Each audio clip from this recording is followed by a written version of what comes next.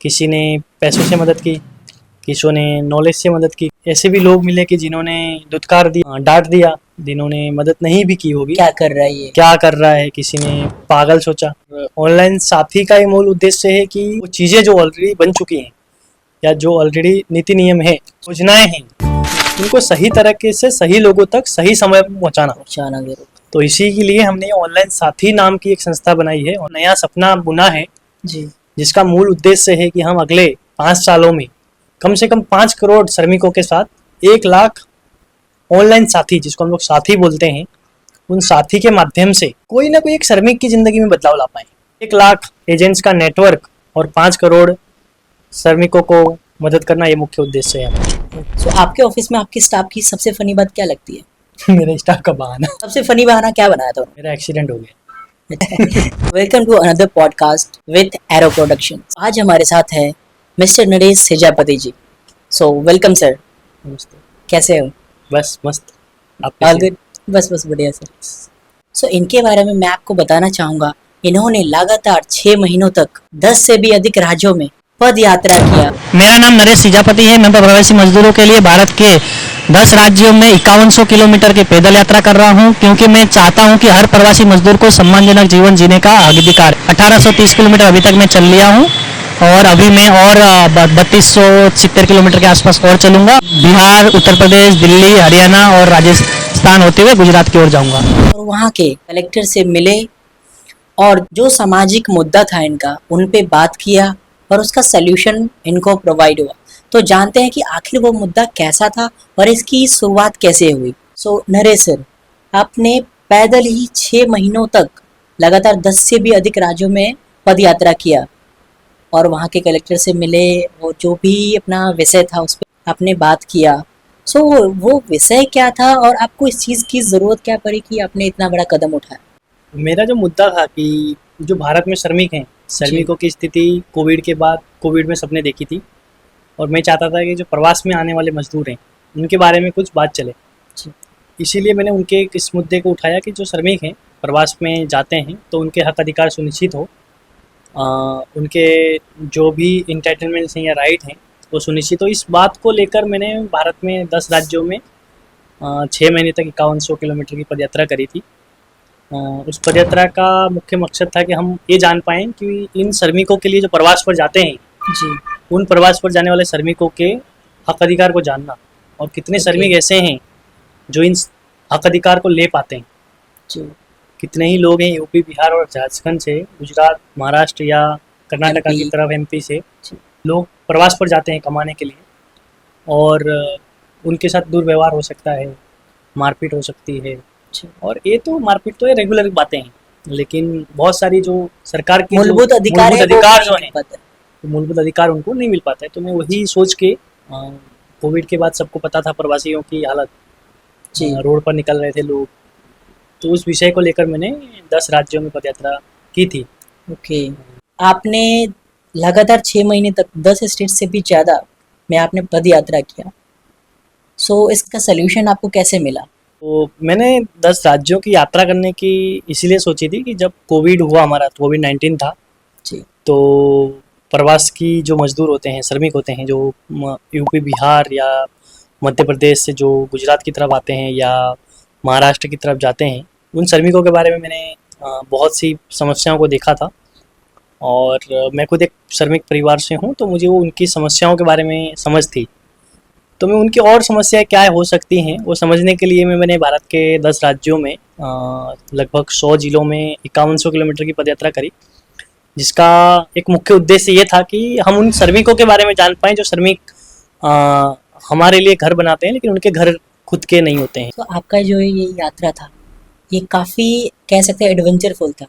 आपको कहीं पे आंदोलन करना पड़ा, कहीं पे आपको सामने से बुला के बिठाया गया और कहीं पे आपको बाहर खड़ा रहना पड़ा।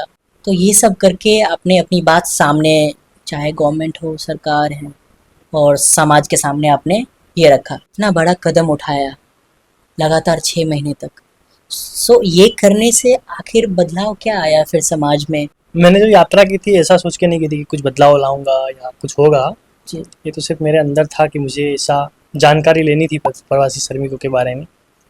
और मैंने वो श्रमिकों की बारे में देश में हर ज़िले में जाकर पता करने की कोशिश की। तो इसको बदलाव नहीं बोलेंगे, लेकिन एक इम्पैक्ट मुझे जो समझ में आया, मुझे ये समझ में आया कि अभी भी एक भी श्रमिकों का, जो असंगठित क्षेत्र के जो प्रवासी श्रमिक होते हैं, एक राज्य से दूसरे राज्य में कमाने जाते हैं, जी चाहे वो एक राज्य हो, चाहे वो एक शहर हो या एक गाँव हो, उन श्रमिकों का कहीं पर भी एक डेटा एकत्रीकरण किया नहीं जाता है। अगर समझो कोई बिहार से गुजरात की ओर कमाने के लिए आया है, तो कब आया है, कहाँ आया है, उसका कोई डेटा नहीं रहता है। नहीं रहते। तो ये मैंने आरटीआई करके जानकारी ली, और मेरे पास अभी एक मैं प्रूफ के साथ बोल सकते हैं कि भाई हमारे पास असंगठित क्षेत्र के जो प्रवासी श्रमिक हैं, उन श्रमिकों का डेटा नहीं है। बिल्कुल। और मुझे बहुत सारी चीज़ें सीखने को मिली अगले 6 महीनों में, और बहुत सारे बदलाव जो हैं वो मेरे अंदर आए। जी मैं ये नहीं बोलूँगा कि मैंने कुछ समाज में बदलाव किया, लेकिन मुझे एक जो बदलाव समाज में लाना था, उससे अच्छा मेरे अंदर वो बदलाव आए कि मैं और बड़े लेवल पे या बड़े स्तर पर जी प्रवासी श्रमिकों के बारे में सोच सकूं। सोच सकते। हक अधिकार की बात करते हैं तो हक अधिकार छोड़ते हैं, हम लोग जो श्रमिकों की ज़िंदगी होती है, जो प्रवास में श्रमिक होते हैं उनकी ज़िंदगी, तो वो 6 महीने गाँव में किसान होता है और 6 महीने शहर में मजदूर होता है। मजदूर होता तो ये एक हमारे देश की वर्स रियलिटी है कि जो श्रमिक गांव में पहले फार्मिंग करेगा या किसानी खेती करेगा, वही श्रमिक फिर शहर में आके फैक्ट्री या कंस्ट्रक्शन वर्कर्स के में भी मजदूरी करेगा। तो उनके लिए हक अधिकार उनके कैसे सुनिश्चित किया जाए, इसके बारे में शायद अभी सरकार को भी सोचने की ज़रूरत है, सामाजिक संस्थाओं को भी सोचने की ज़रूरत है, और बड़े बड़े जो इन श्रमिकों के मेहनत से जो आगे आए हैं उनको भी सोचने की ज़रूरत है। तो यही सोच मेरी भी रही है, और इसी के लिए हम लोग काम करने की कोशिश कर रहे हैं, चाहे वो मेरी संस्था के माध्यम से हो, चाहे वो मेरे खुद के माध्यम से हो। जी। वैसे तो अगर देखा जाए तो कुछ समय अगर हम पीछे जाए और लॉकडाउन के समय की बात करें, तो उस टाइम बहुत सारे ऐसे लोग हैं जो बाहर से आकर किसी सिटी में सेटल थे या सेटल होने के लिए आए थे। तो उनको जब लॉकडाउन हुआ तो उनके पास खाने तक के बिल्कुल प्रावधान नहीं थे, कहीं आने जाने के लिए कुछ नहीं था, बिल्कुल। क्योंकि वो आज कमाते तो आज ही खाते हैं, इतना ही होता है वर्करों के पास। और अगर जिनके पास थे भी कुछ, तो वो जा नहीं पाते हैं कहीं। देश को आज़ाद हुए 77 साल हुए, और आज भी मैं जब अपने कुछ लोगों से पूछता हूँ कि असंगठित क्षेत्र का श्रमिक कौन होता है, तो उनको अभी भी पता नहीं है। तो मुझे उन्हें बताना पड़ता है कि भाई जो असंगठित क्षेत्र के श्रमिक हैं, वो आपके घर में सुबह में जो दूध देने आता है वो भैया हैं, आपके घर में काम करने वाले आने वाली मेड है, या आप जिसके वहाँ से सब्जी लेते हैं, सब्जी बेचने वाली आंटी हैं, फल फ्रूट बेचने वाले अंकल हैं, यही लोग जो हैं वो असंगठित क्षेत्र के श्रमिक हैं। जी तो ये मुझे अभी भी लोगों को बताना पड़ता है। कुछ लोग ऐसे हैं जिनको अभी तक असंगठित क्षेत्र के श्रमिक कौन है ऐसा पता नहीं है। ये क्या होता है? ये क्या होता है, ऐसा लोग पूछते हैं। तो मुझे अलग सा लगता है कि असंगठित क्षेत्र का जो श्रमिक है वो अभी लोगों को पता नहीं है, जबकि यही क्षेत्र जो है, जो असंगठित क्षेत्र है, जो इनफॉर्मल सेक्टर है, वो भारत के 50% से ज़्यादा जो जीडीपी है उसको कंट्रीब्यूट करता है। जी बिल्कुल। क्षेत्र हर 10 में से 8 जो श्रमिक हैं वो असंगठित क्षेत्र से आते हैं, या 8-9 श्रमिक जो हैं, जी हर 10 में से 9 श्रमिक असंगठित क्षेत्र से आते हैं। फिर भी हमारे देश में ये असंगठित क्षेत्र के मजदूर कौन होते हैं, ऐसे सवाल उन्हीं मेरे के साथ लिए कोई अधिकार नहीं। पूछे जाते हैं। जी और लगभग मुझे जहाँ तक मैं समझ पाया हूँ या मैं सोच पाया हूँ, प्रवासी श्रमिक बोल के special one nation one ration card को हटा दिया जाए, तो सिर्फ प्रवासी श्रमिक जो स्टेट से या इंटर स्टेट से या आउटर स्टेट से बाहर जाते हैं, जी इस तरह से स्पेसिफिक प्रवासी श्रमिक बोल के ऐसी कोई स्कीम मैंने अभी तक नहीं देखी है। नहीं देखी। अगर है भी तो छुटक मुटक होगी। तो ऐसे अभी तक प्रवासी श्रमिक बोल के ऐसी कोई स्कीम्स योजना बोल लीजिए, सेवा बोल लीजिए, ऐसी नहीं है। नहीं। तो कोविड के टाइम पे पूरे देश ने देखा, पूरे विश्व ने देखा, पूरे देश ने देखा कि जो प्रवासी श्रमिक है उसकी समस्याएं क्या होती हैं।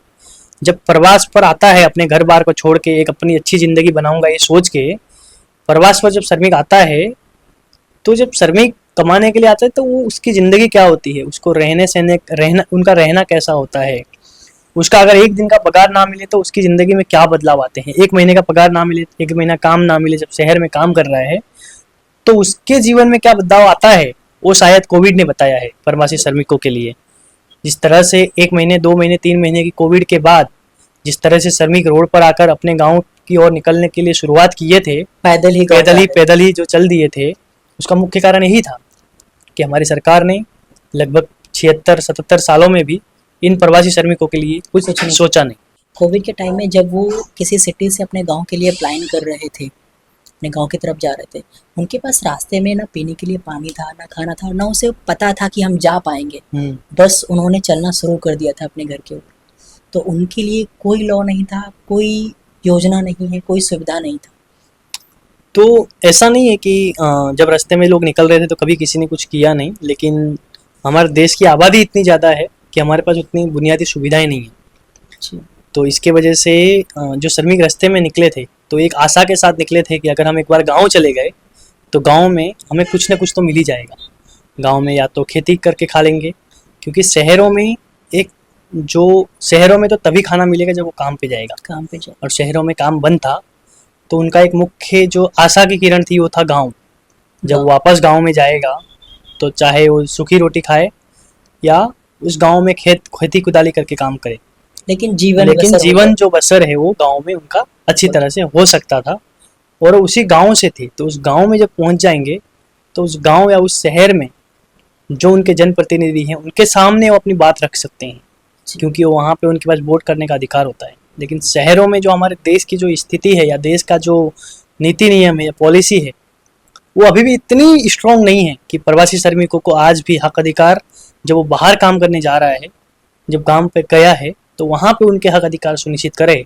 ऐसे अभी नीति नियम अभी भी हमारे जो प्रवासी श्रमिक है उनके लिए आज भी नहीं है। आज भी से जो शहर की तरफ जाते हैं वो वहाँ जाकर सिर्फ एक मजदूर, एक श्रमिक का ही रोल अदा करते हैं, उससे बढ़कर उनको कोई और हक, कोई और अधिकार नहीं दिया जाता है। आपने सही सवाल पूछा, इसीलिए हमने शायद 10 साल पहले 2015 में इन प्रवासी श्रमिकों के लिए एक संस्था बनाया था, पनाह फाउंडेशन नाम की, जिनका मुख्य उद्देश्य ये था कि जो प्रवास पर जो श्रमिक आते हैं उनके हक अधिकार कैसे सुनिश्चित किए जाए, उनके लिए कैसे हम हक अधिकार बनाए जाएं।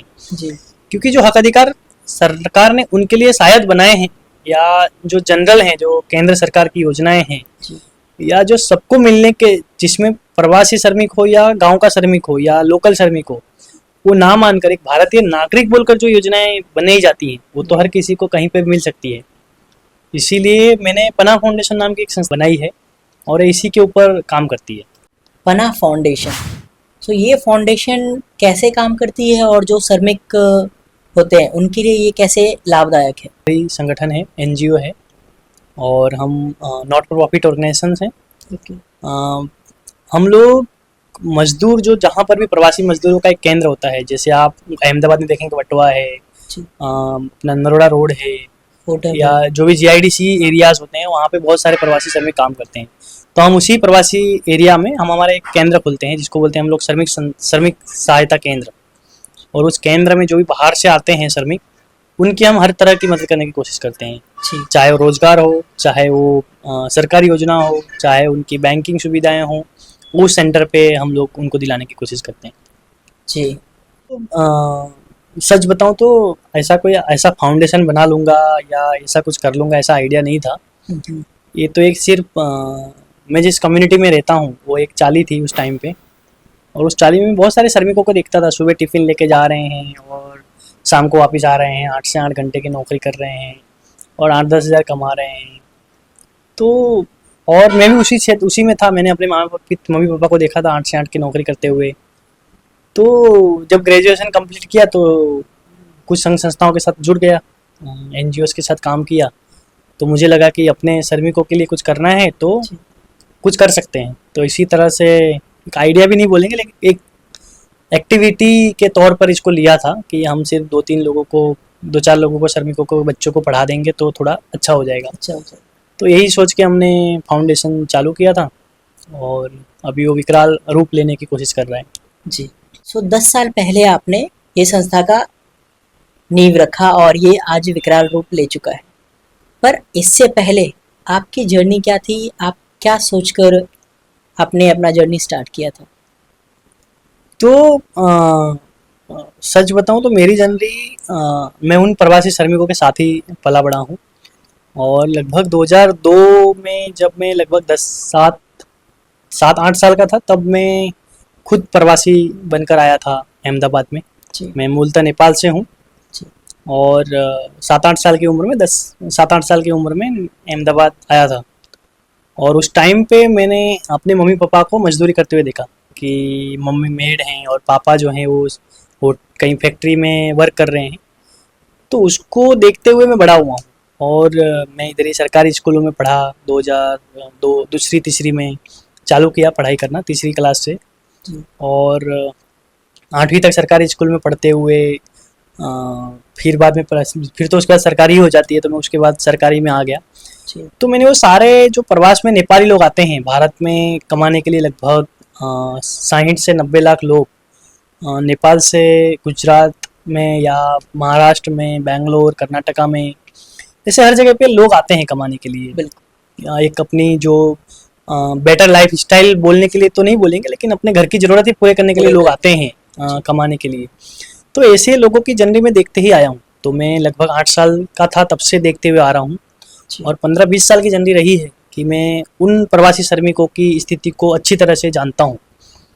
और फिर ग्रेजुएशन किया 2015 में, और ग्रेजुएशन करने के बाद में समाज के लिए कुछ करने की इच्छा जागृत हुई, क्योंकि थोड़ा एनसीसी में थे। तो एनसीसी से समझ में आया कि कुछ समाज के लिए या देश के लिए किया जा सकता है।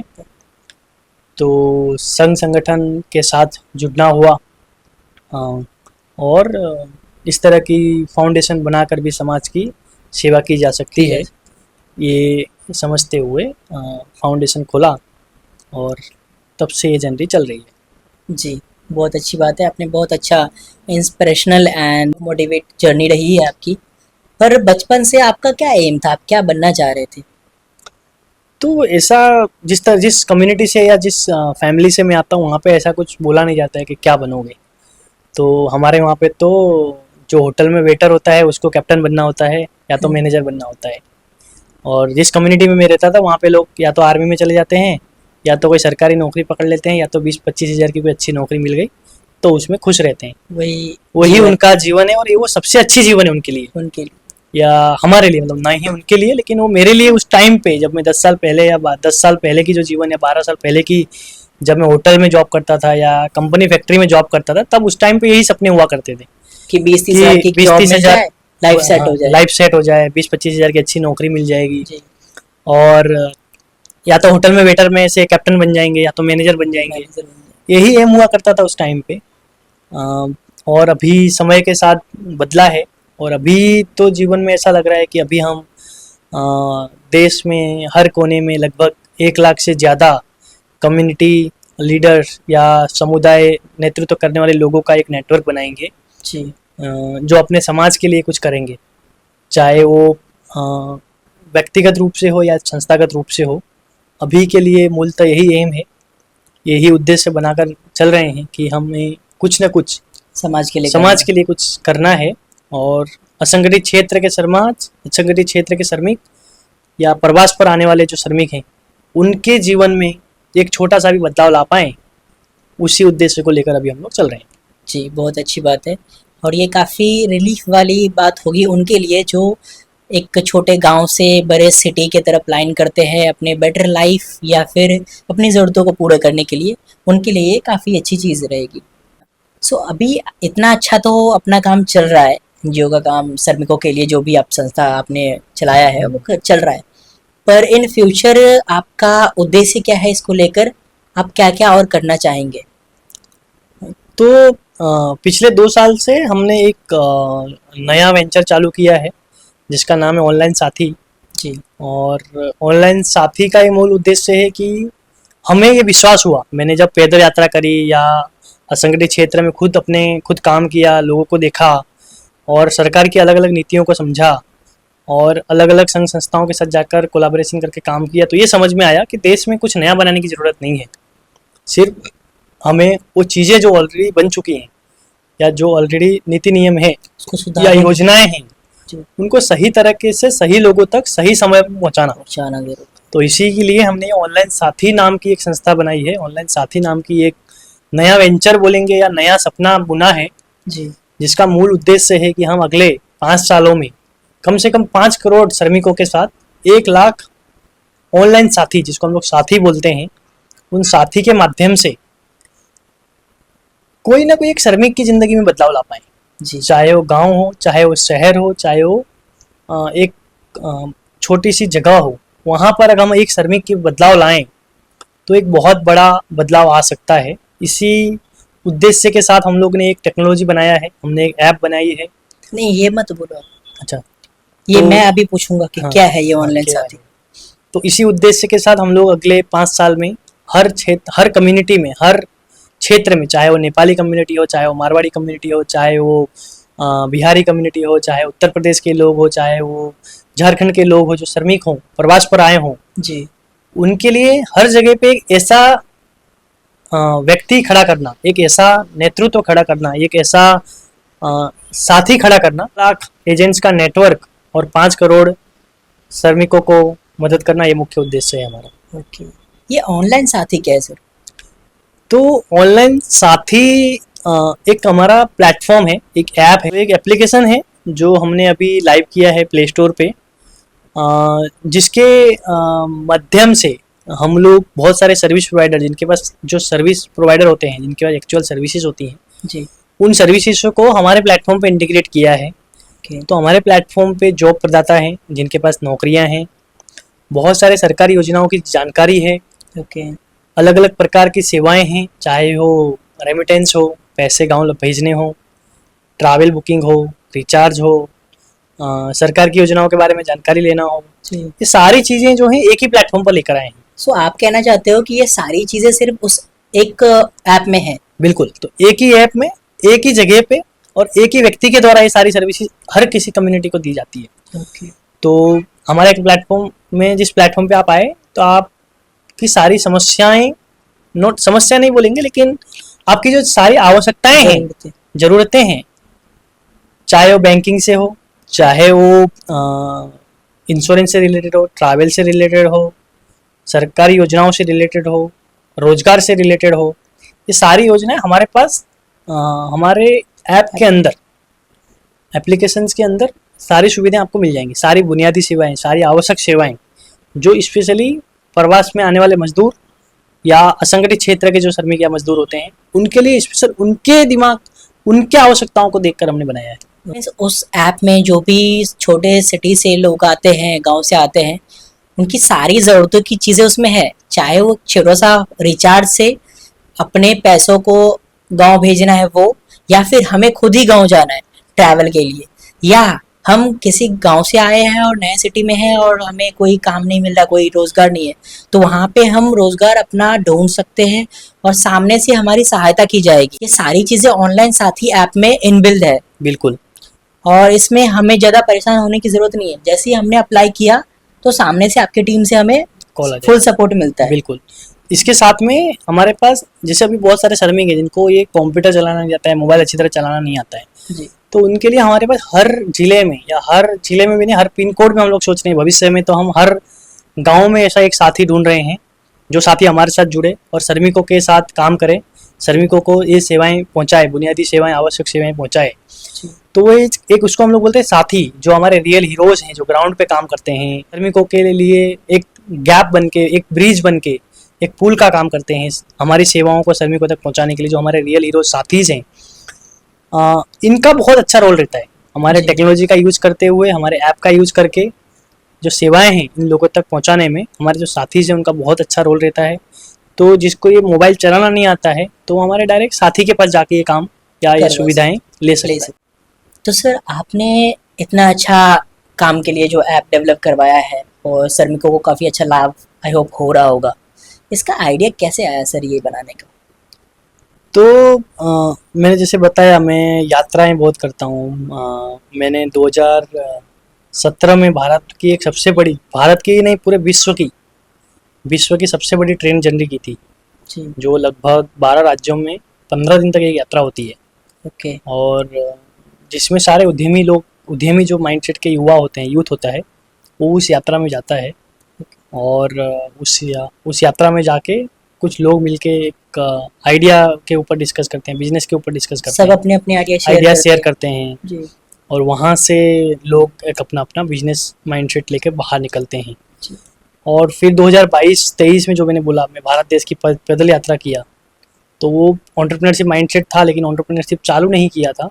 2022 में जब 22-23 में जब मैंने भारत के 10 राज्यों की पैदल यात्रा करी, तो वो ट्रेन जर्नी को याद किया और ये अभी की जो पैदल यात्रा किया और समस्याओं को समझा श्रमिकों की, और डीप में जाके 6 महीने, तो मुझे लगा कि अभी मुझे एंटरप्रेन्योरशिप के ऊपर रुख करना चाहिए। जी। और मैंने ये ऑनलाइन साथी नाम की एक एप्लीकेशन हम लोगों ने बनाई, जिसका उद्देश्य जो है वो श्रमिकों के हित के लिए काम करना है। जी। तो जो जर्नी आपने ट्रेन से किया था 2017 में, तो क्या वो अभी भी जारी है?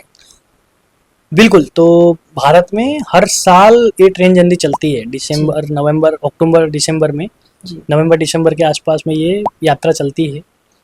हर साल एप्लीकेशंस खुलते हैं, लाखों की तादाद में एप्लीकेशंस आती हैं, लेकिन सिर्फ 475 लोग ही इसमें जा पाते जा हैं। पाते हैं। और 75 लोग ऐसे होते हैं जो एक बड़े इंडस्ट्रीज या कॉरपोरेट सेक्टर्स या समाज में कोई अच्छा कर चुके हैं। ऐसे लोग होते हैं जिनको हम लोग मेंटर बोलते हैं। वो भी आपके साथ उस कोच में होते हैं 15 दिन। और आपको जो हमारा मिडल इंडिया है, जिसको हम लोग जो हमारे देश का जो डायमंड है, जो भारत का दिल है, वहाँ पर आपको एक बार घुमाया जाता है, हर राज्य में ले जाया जाता है। और उस राज्य में सबसे अच्छा काम करने वाला सामाजिक उद्यमी से मिलाया जाता है। ओके। और आपको एक साक्षात्कार कराया जाता है ऐसे उद्यमों से या ऐसे सामाजिक कार्यों से कि जिसमें आप सीख पाते हैं कि भाई इतना बड़ा भी बनाया जा सकता है। चेन्नई में अरविंद आई केयर से मिलाया जाएगा, अक्षय पात्र से मिलाया जाता है, उड़ीसा में ग्राम विकास से मिलाया जाता है। ऐसी बहुत बड़ी बड़ी संस्थाएं हैं। दिल्ली में आपको गुंज से मिलाया जाएगा। जी। तो ऐसी बड़ी बड़ी जो संस्थाएं हैं जिन्होंने लाखों करोड़ों लोगों के दिल जीते हैं या जीवन में परिवर्तन लाया है, वो कैसे संभव हुआ, इस तरह के लोगों के साथ आपको मिलाया जाता है। तो जब आपको इनसे मिलाया जाएगा तो आपके अंदर लाजमी है कि आपके अंदर एक बदलाव आएगा, आप देश के बारे में कुछ सोचेंगे। तो ये यात्रा हर समय खुलती है हर दिसंबर में, और हर कोई युवा जो इस काम को करना, इस देश के लिए कुछ करना चाहता है, उस यात्रा में जा सकता है। सो आप कहना चाहते हो कि उस ट्रेन यात्रा में सारे जो यूथ एंटरप्रेन्योर है, जो खुद के साथ एक यूनिक आइडिया को लेकर चल रहे होते हैं, उसमें जितने भी यूथ होते हैं उनके पास कुछ ना कुछ ऐसा यूनिक आइडिया होता है जिसे वो बिजनेस का रूप देना चाहते हैं, और उसी को जानने के लिए, उसी को और डिटेल में इन डेप्थ सीखने के लिए वो ये यात्रा करते हैं। और ऑल ओवर इंडिया में बड़े लोगों से जो ऑलरेडी सक्सेसफुल है, अपना बिजनेस सेटअप कर चुके हैं, अपना नाम बना चुके हैं, उनसे मिलते हैं और अधिक सीखते हैं। बिल्कुल। तो ऐसे उद्यमी लोग, या सिर्फ उद्यमी नहीं बोलेंगे, जिनको आइडिया भी हो, करना है, कोई एक जोश हो, जज्बा हो, जी। ऐसे लोगों को इस यात्रा में लेके जाया जाता है। ओके। और जो चाहते हैं कि देश के लिए कुछ करेंगे, चाहे वो अपने गांव में करें, चाहे वो एक किसी और शहर में जाके करें, लेकिन कुछ देश के लिए कुछ करना है, ऐसे लोगों को उस यात्रा में एक अनुभव मिलता है, एक ऐसे लोग मिलते हैं। जब आप सोचिए, आप अकेले हैं और सोच रहे हैं, और ऐसे ही लोग आपको 500 लोग मिल जाएं जी। जो शायद आपके जैसा सोच पाएँ या सिर्फ देश की बातें करें, तो कितना मज़ा आता होगा। बिल्कुल। तो उसमें ही जाने का मौका मिलता है। जी, जहाँ पे सिर्फ बिजनेस की बातें हो, जहाँ पे सिर्फ बिल्कुल। कल की बातें हो, कल की बात। जहाँ पे सिर्फ एक इंडिया का अच्छा फ्यूचर की बातें हो। बिल्कुल, जहाँ पे सिर्फ देश के बारे में सोचा जाए। 15 दिन आप सिर्फ देश के बारे में सोच रहे हैं, कितना अच्छा लगेगा। जी। जो मैं करना चाहता था वो मैं कर पाया। किसी ने पैसों से मदद की, किसी ने नॉलेज से मदद की, किसी ने सिर्फ गाइडेंस देकर मदद की। जी। तो ये बहुत ज़्यादा बदलाव आया। कभी ऐसे भी लोग मिले कि जिन्होंने दुत्कार दिया, जिन्होंने डांट दिया, जिन्होंने मदद नहीं भी की होगी, क्या कर रहा है ये? क्या कर रहा है, किसी ने पागल सोचा। तो मुझे इंस्टेंटली याद है कि जब तक 2018 तक 2-3 साल तक, जब मेरी नॉट स्ट्रगल के फेज लेकिन लर्निंग फेज चल रहा था, जी। तो मेरे ग्रेजुएशन करने के बाद सब लोग जॉब पे लग गए अच्छी, और मैं वही संस्था के पीछे लगा था। तो लोग बोल रहे थे क्या कर रहा है ये, समझ नहीं आ रहा है, संस्था करता रहता है, और फालतू काम करता रहता है, बाइक पे घूमता रहता है, और काम धंधा कुछ करता नहीं है। तो ऐसा भी लोगों को लगता था कि क्या चल रहा है इसकी ज़िंदगी में। लेकिन मुझे विश्वास था अपने आप पे कि मैं आज नहीं तो कल कुछ ना कुछ अच्छा कर लूँगा। और उसी के वजह से आज शायद जहाँ पर भी हैं खुश हैं जी। और आगे बढ़ने की कोशिश कर रहे हैं। जी तो मैं मुझे पिछले साल का एक याद है कि जब आप पुरानी चीज़ें याद करो, तो जब आप दुखी हो जाओ तो आप पुरानी चीज़ें याद करो कि सबसे खराब से खराब कंडीशन क्या हो सकती है, क्या हो उसको देख लो। तो मुझे पिछले साल हम लोग कहीं पे बैठे थे मुंबई में और एक भैया हैं हमारे, मैं उनको बता रहा था अपनी दुख भरी कहानी कि 8 साल में इतना कर लिया और अभी पता नहीं क्या होगा, लेकिन मैं लगा हुआ हूँ। जी। तो उन्होंने मुझे मोटिवेट करते हुए बताया कि भाई आप सोचो कि सबसे वर्स्ट से वर्स्ट कंडीशन क्या होगी। क्या तो मैंने सोचा वर्स्ट से वर्स्ट कंडीशन तो क्या होगी, 2015 में 14 में मैं होटल में वेटर था, तो अभी होटल में वेटर तो नहीं रहूँगा लेकिन अच्छी नौकरी मिल जाएगी, तो मैनेजर की पोस्ट में कहीं कंपनी में लग जाएंगे, अच्छे प्रोग्राम मैनेजर बन जाएंगे। तो वो मेरे लिए वर्स्ट से वर्स्ट कंडीशन है, लेकिन वो तो अच्छी कंडीशन है जिसको लाखों लोगों का अभी भी वो सपना है। जी, जो आपके लिए वर्स्ट Worst है वो हो condition सकता है किसी का वो ड्रीम सपना है, है। सपना है। जी। तो ऐसी चीज़ों से मुझे और मोटिवेशन मिला, 2 साल में और मेहनत किया और सीखने की कोशिश की। जी। और मैं इस चीज़ को मानता हूँ कि भाई कोई सीख के नहीं आया है, जो भी सीखना है यहीं सीखना है। यही सीखना है। तो मैं हमेशा लिखता रहता हूँ हैशटैग लिंक्डइन पे, फेसबुक पे, लर्निंग बाय डूइंग वाला एटीट्यूड रखेंगे कि जी करते हुए सीख लेंगे। बिल्कुल। तो अभी तो ये फिक्स हो गया, अभी तो ये बदलाव आया है हमारे अंदर कि भाई सीखते हुए कर लेंगे। तो अगर अभी ये चीज़ नहीं आती है तो सीख लेंगे और कर लेंगे। जी। तो अभी इसीलिए मस्त रहते हैं, खुश रहते हैं, क्योंकि ये पता है खराब से खराब सिचुएशन भी अच्छी है। जी तो सर हमारे पास कुछ रैपिड फायर क्वेश्चंस है जिसका जवाब आपको मैगी बनने से पहले देना पड़ेगा। जी। आपका नेचर कैसा है? शांत, मजदूरों को देख के आपको क्या फील होता है? प्राउड। इंडिया के सारे लॉ से आप एग्री करते हो? नहीं, मजदूरों के लिए सबसे बेस्ट चीज़ क्या होनी चाहिए? उनका पगार टाइम पे दे दो। मजदूरों के लाइफ से हमें क्या सीखना चाहिए? जीवन को जीने का सही तरीका, कम रिसोर्सेस में जिंदगी कैसे जिए। मजदूरों का सबसे खुशी का दिन कौन सा होता है? पगार का। जब आप जॉब करते थे होटल में एज अ वेटर, तो आपको सबसे गुस्सा किस चीज़ पे आता था? कस्टमर टिप नहीं देता था तब। टिप। ओके। मजदूर अगर किसी सिटी में जॉब करे तो उसको सबसे ज़्यादा याद किस चीज़ की आती है? घर की। अपने श्रमिकों के लिए कोई ऐसा टिप? घर पे हर रोज फोन कर लिया करो और साल में 2 बार गांव चले जाया करो। मजदूरों का सबसे फेवरेट फूड क्या होता है? खिचड़ी जल्दी पक जाती है, टाइम कम लगता है। टाइम कम लगता है। श्रमिकों का सबसे बड़ा दुश्मन कौन है? कॉन्ट्रैक्टर। मेहनत की कमाई खा जाती है। श्रमिकों का सबसे बड़ा साथी? ऑनलाइन साथी। मजदूरों को मजदूरी करने के लिए क्या बांधे रखती है? जिम्मेदारी। उनको अपने जीवन से क्या सीखना चाहिए? हक अधिकार के बारे में आवाज़ उठानी चाहिए और हमेशा 2 पैसे बचाने चाहिए। तो आपके ऑफिस में आपके स्टाफ की सबसे फनी बात क्या लगती है? मेरे स्टाफ का बहाना। नहाने के लिए जो बहाना बनाते हैं, सबसे फनी बहाना क्या बनाया था उन्होंने? मेरा एक्सीडेंट हो गया, अच्छा। अचानक से एक्सीडेंट हो गया। कल एग्जाम है ओके। और आज पता चल रहा है। आपको अपनी लाइफ में सबसे अच्छा क्या लगता है? अकेले घूमना। ओके। इंट्रोवर्ट हो क्या आप? एम्बीवर्ट। आपको सबसे ज्यादा बोर क्या करता है? 9 से 5 की जॉब या तो 101 जगह पे बैठे रहना। पॉडकास्ट खत्म होती है सबसे पहला काम है आप क्या करोगे? मोबाइल चार्ज करूंगा। क्या आपको खाना बनाना आता है? हाँ। तो सर आपकी तरफ से हमारे जो श्रमिक है, हमारे जो लेबर्स है, उनके लिए क्या मैसेज रहेगा? तो मेरा मैसेज तो यही रहेगा, शायद मैं इतना बड़ा आदमी नहीं हूँ कि आपको मैसेज दूँ, लेकिन जब आप घर से बाहर निकलें कमाने के लिए तो घर से संपर्क बनाए रखें, समय समय पर घर पर बात करें, अपने हक अधिकारों के बारे में जानकारी लेकर रखें। जब भी आप कहीं नया नौकरी ढूंढें तो नौकरी का समय, नौकरी की पगार नौकरी की पगार क्या होगी ये सुनिश्चित कर लें। कभी आप किसी कानूनी दुविधा में फंसते हैं तो पुलिस का सहारा लें या हमारे जैसे ऑनलाइन साथी का सहारा लें। रेगुलर घर पर पैसे भेजते हैं तो उसको सही माध्यम से पैसे भेजें, इलीगल माध्यम से ना भेजें। जब भी आप शहर में कमाने के लिए आते हैं तो घर के जो कानूनी कागजात हैं, आधार कार्ड, पैन कार्ड या वोटर कार्ड, ये अपने साथ हमेशा बनाए रखें। और दुर्घटना बीमा खरीदें, इंश्योरेंस खरीदें, भविष्य के बारे में, अपने बच्चों के बारे में सेविंग्स करके रखें और हमेशा खुश रहें। ऐसी शायद मैं मैसेज देना चाहूँगा। तो सर आपसे काफ़ी अच्छा लगा मुझे बात करके, और आपने जिस चीज़ पे काम किया है शायद अभी बड़ी बड़ी संस्था भी इस चीज़ पे काम नहीं कर रही है, और सबसे अच्छी बात कि आपने उसके लिए सोचा, एनजीओ बनाया, एंड उससे भी अच्छी बात कि आपने एक एप्लीकेशन लाइव किया जिससे हमारे श्रमिकों को, जिससे हमारे लेबर को काफ़ी ज़्यादा अच्छा बेनिफिट मिल रहा है, सही सहायता मिल रहा है।